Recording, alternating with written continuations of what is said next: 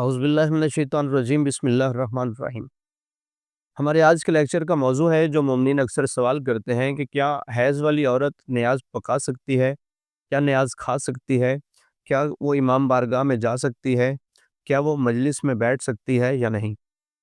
کیا وہ ذکر آل محمد میں بیٹھ سکتی ہے یا نہیں؟ تو انہی سوالوں کے آج ہم جواب دیں گے۔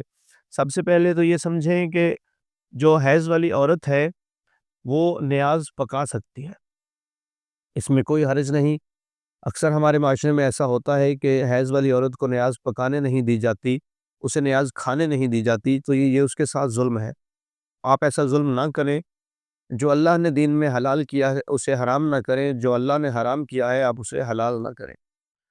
دین وہی ہے جو آل محمد نے ہم تک پہنچایا ہے۔ تو حیض والی عورت نیاز پکا بھی سکتی ہے، اس میں بھی کوئی حرج نہیں، اور وہ نیاز کھا بھی سکتی ہے، اس میں بھی کوئی حرج نہیں۔ اور حیض والی عورت مجلس میں بیٹھ بھی سکتی ہے اور وہ امام بارگاہ جا بھی سکتی ہے۔ مسجد جانا اس کے لیے ٹھیک نہیں ہے۔ اس کے لیے شریعت کہتی ہے کہ اگر کوئی چیز رکھنے یا اٹھانے کے لیے وہ جائے تو ایک دروازے سے جلدی کے ساتھ وہ جائے اور رکے نہیں، قیام نہ کرے، جلدی سے جو چیز رکھنی ہے یا لینی ہے وہ اٹھا کے تو واپس مڑ آئے، لیکن مسجد میں ٹھہر نہیں سکتی۔ اس کے علاوہ حیض والی عورت کیا کیا نہیں کر سکتی، یہ علیحدہ سے ٹاپک ہے، اگلی ویڈیو میں ہم انشاءاللہ تفصیل سے ذکر کریں گے۔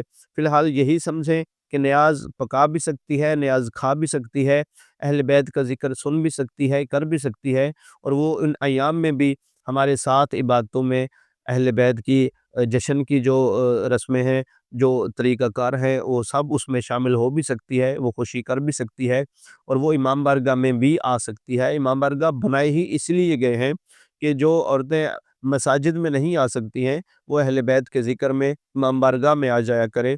آپ ان چیزوں سے بھی عورتوں کو منع نہ کریں، اور نیاز بھی ان سے بے شک بنوائیں اور انہیں کھلائیں بھی۔ ہمیں دعاؤں میں یاد رکھیں۔ آپ کے لیے یہ بھی ڈھیر ساری دعائیں، والحمدللہ رب العالمین۔